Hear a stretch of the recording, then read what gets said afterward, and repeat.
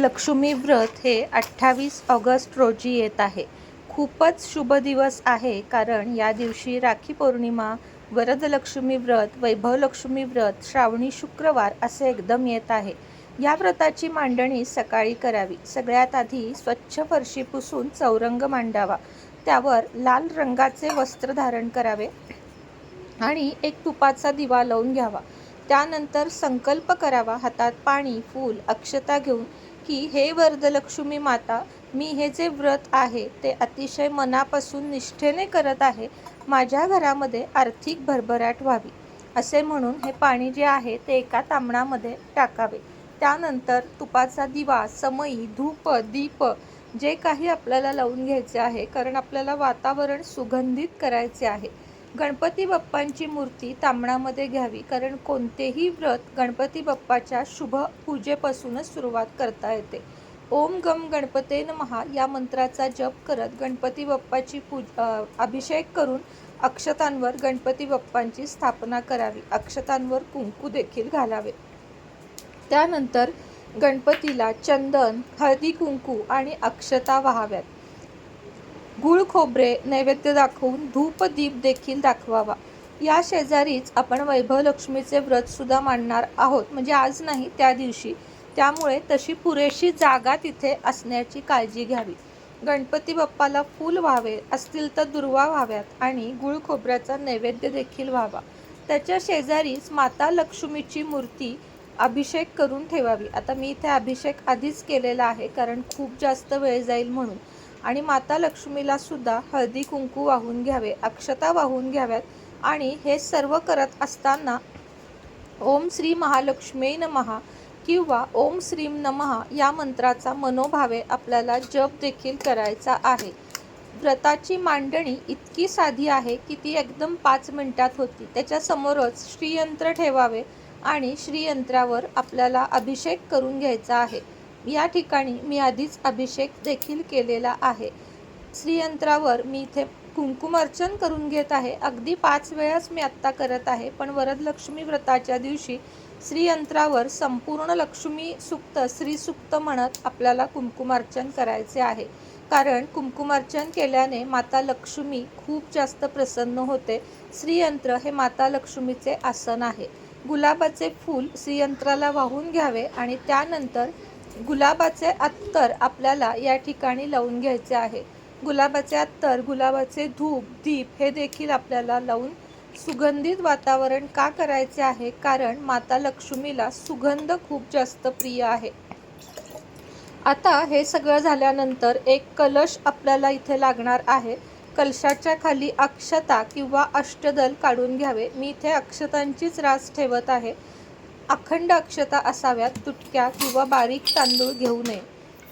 या एका तांब्यामध्ये आपल्याला कुंकवाच्या लाल रेषा खालून वरती काढायच्या आहेत. मी का काढल्या नाहीत, कारण माझ्या या कलशावर अष्टलक्ष्मीच्या मूर्ती आहेत, म्हणून मी कुंकवाच्या रेषा काढलेल्या नाहीत. पण तुमचा तांब्या जर कलश प्लेन असेल तर कुंकवाच्या खालून वरती अशा रेषा काढून घ्याव्यात.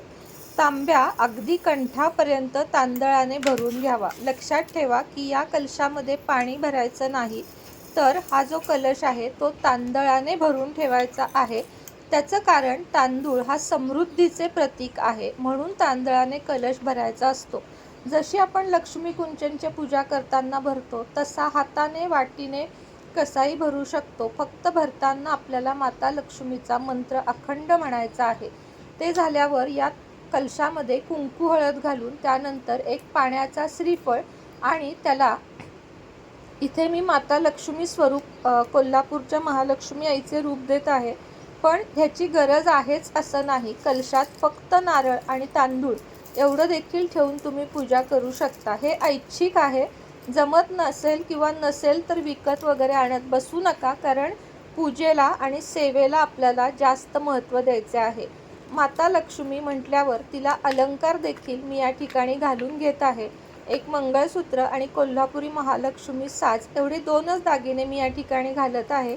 तुमच्याकडे असतील अवश्य घाला, नसतील नाही घातलेत तरीही चालेल, पण थोडासा शृंगार माता लक्ष्मीला खूप प्रिय आहे आणि म्हणून तिच्यासाठी हे सौभाग्याचं लेणं म्हणून मी हे सर्व इथे घालत आहे, पण हे ऐच्छिक आहे. इच्छा असेल तर घाला, नाही तर नाही. नुसता गजरा वेणी हे घातलं तरीही चालेल. ह्याच्यावर तुम्ही चुनरी ठेवू शकता. परत या कलशाला साडी देखील मार्गशीर्ष महिन्यात आपण नेसवतो, त्या पद्धतीनं तुम्ही साडी देखील नेसवू शकता. म्हणजे किती करायचं हे आपल्या ह्याच्यावर आहे, पण मला असं वाटतं की सेवा जास्त कराव्यात. त्यानंतर गजांतलक्ष्मीसुद्धा इथे ठेवून घ्याव्यात, कारण गजांतलक्ष्मी या अष्टलक्ष्मीपैकी एक रूप आहे म्हणून. आणि हो, दक्षिणावर्ती शंख देखील आठवणीने प्रत्येक पूजेमध्ये ठेवावा आणि घंटानाद करून आरती करून घ्यावी. नैवेद्यासाठी आपण ड्रायफ्रूट्स, फळं यापैकी काहीही ठेवू शकतो किंवा शेवयाची खीर आणि संध्याकाळी संपूर्ण जेवणाचा नैवेद्य दाखवावा. लाल फूल आणि गजरा आठवणीने वाहून घ्यावा. श्री स्वामी समर्थ. जय जय स्वामी समर्थ. श्री स्वामी समर्थ. जय जय स्वामी समर्थ. श्री स्वामी समर्थ महाराजांच्या नामस्मरणाने आजच्या व्हिडिओला सुरुवात करूया. शुभ दुपार तुम्हा सगळ्यांना. कसे आहात तुम्ही सगळे? छानच असाल अशी आशा व्यक्त करते. 28 ऑगस्ट रोजी येत आहे वरदलक्ष्मी व्रत किंवा याला वरलक्ष्मी व्रत असे देखील म्हटले जाते.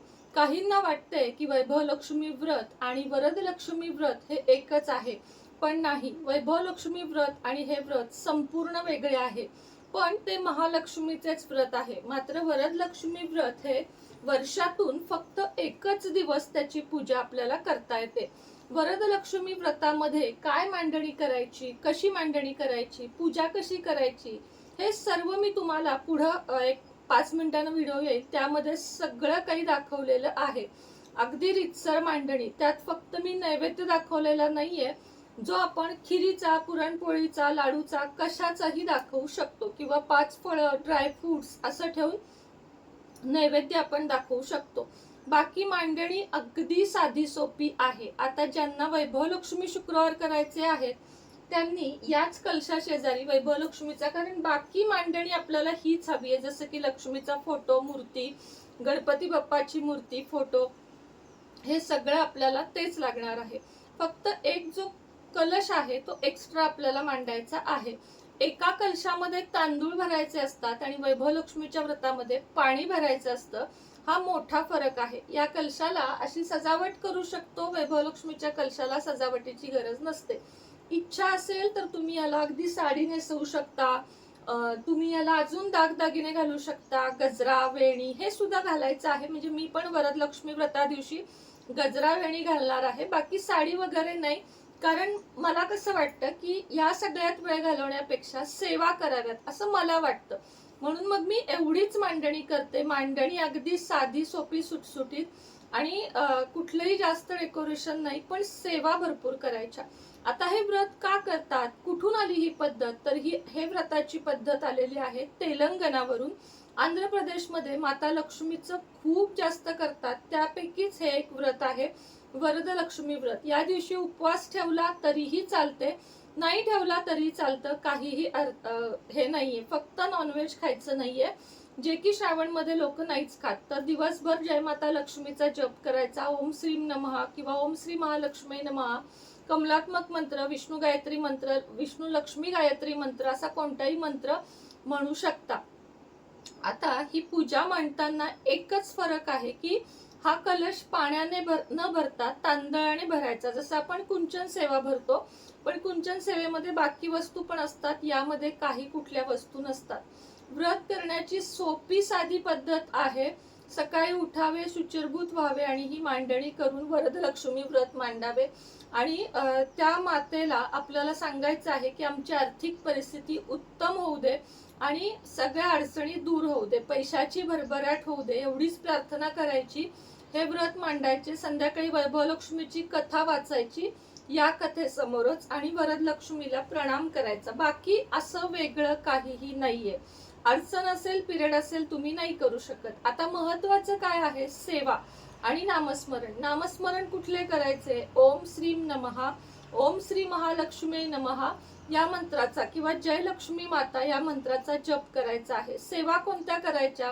श्री सुक्त, सगळ्यात मोठी सेवा. श्री सुक्त आणि व्यंकटेश स्तोत्र किमान 16 किंवा 21 वेळा म्हणायचं आहे. जाईल 1 तास जाईल. अगदी सावकाश शांत स्वरात म्हणाल तर 1 तास जाईल, पण तेवढा, कारण वर्षातून एकदाच आपल्याला हा वेळ द्यायचा आहे, त्यामुळे तेवढा वेळ काढा.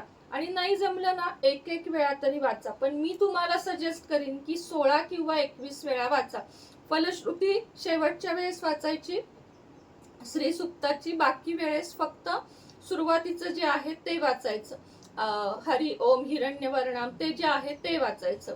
व्यंकटेश स्तोत्र 16 वेळा संपूर्ण वाचायचं. 1 मिनिट लागतो एकदा म्हणायला, 1 मिनिट ते 2 मिनिट लागतात, ते 16 वेळा म्हणायचं.